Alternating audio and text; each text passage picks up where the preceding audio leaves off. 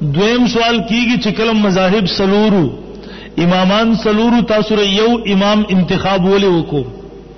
تاسو فقہ حنفی امام اعظم ابو حنیفه رحم الله انتخاب ولې وکړو؟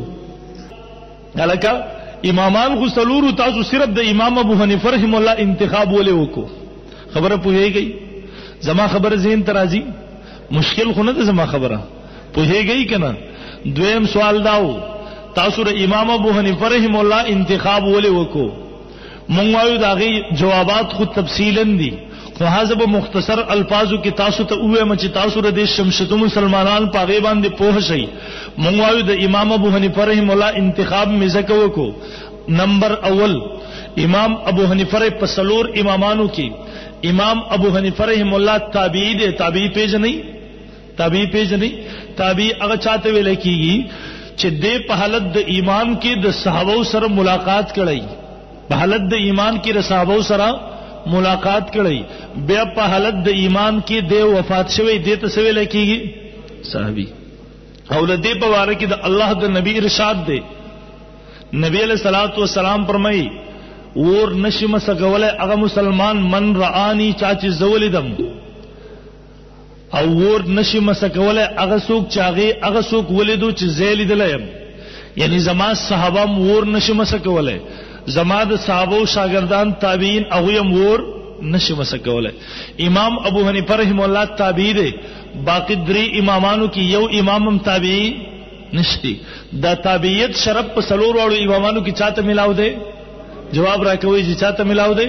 صرف امام ابو حنیفه رحم الله ته ملاو دی. یو دویم جواب زما دا دی د نبی علیہ الصلوۃ والسلام زیره نبی علیہ الصلوۃ د امام ابو حنیفه رحم الله په باره کې زیره نبی علیہ السلام په خپل ور کړل دی.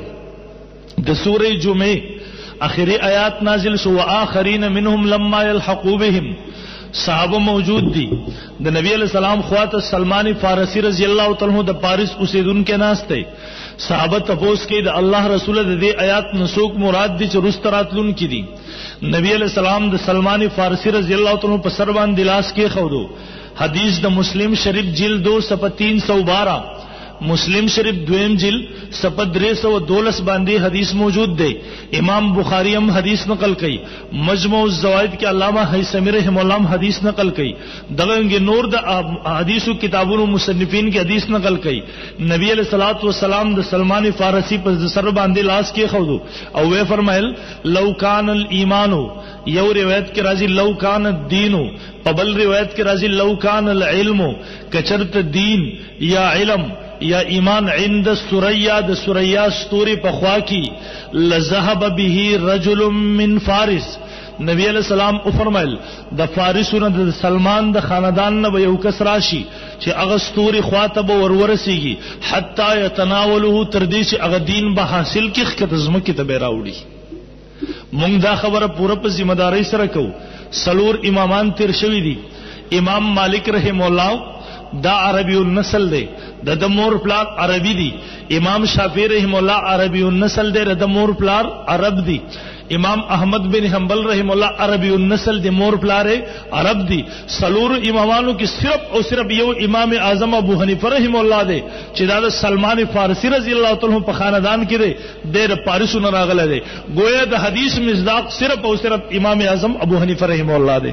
امدق وجنه محترمو امام سیوطی رحم الله په خپل کتاب تبیض الصحیفہ صفحہ نمبر 403 صفحہ 403 باندې ده فرمایي اقولو.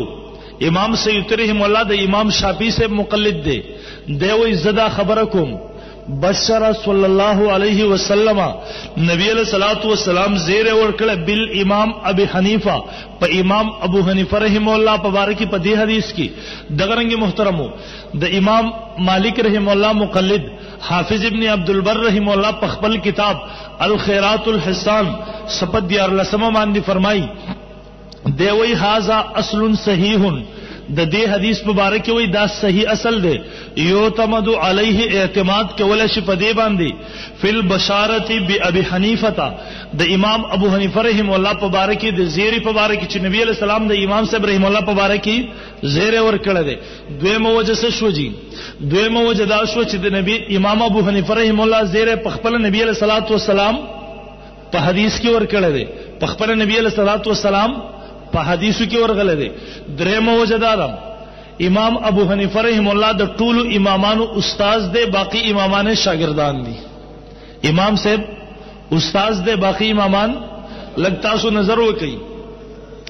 امام ابو حنیفه رحم الله استاد دی، امام مالک رحم الله دویم امام دی، دا شاگرد دی امام ابو حنیفه رحم الله برای راست.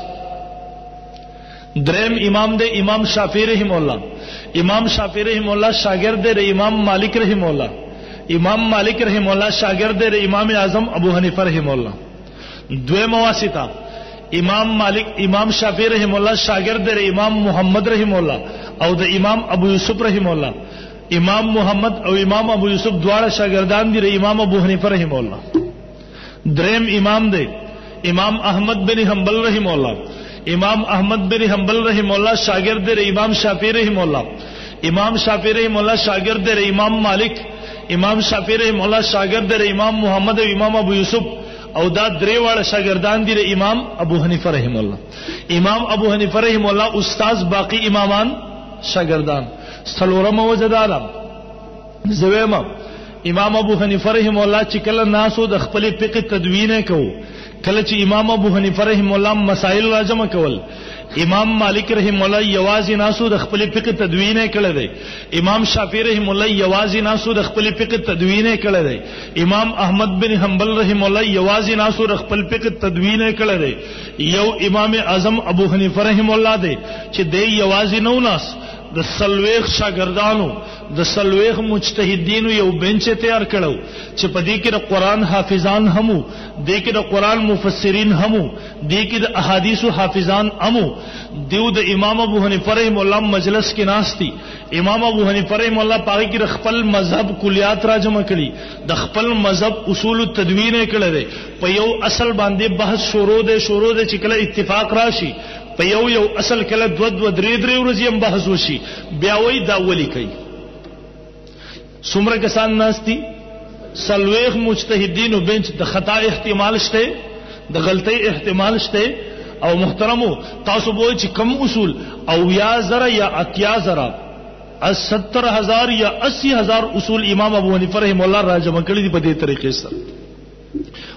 او زم د امام اعظم ابو حنیفه رحم الله نه قربان شم، د ټولو نه اول تدوین کوونکې د نبی علیہ الصلوۃ والسلام په امت کې د امام ابو حنیفه رحم الله دی. د شریعت تدوین کوونکې د ټولو نه اول څوک دی؟ امام اعظم ابو حنیفه رحم الله دی. او نن محترمو د امام ابو حنیفه رحم الله په امت باندې احسان دی ردی خبري د قیامت پوری را روان خلق دا د امام ابو حنیفه رحم الله شکر چې نه ادا کړي، د چې امام ابو حنیفه رحم الله احسان نه منله والله العظیم د خپل 2 رکعات منځم نشي کوله.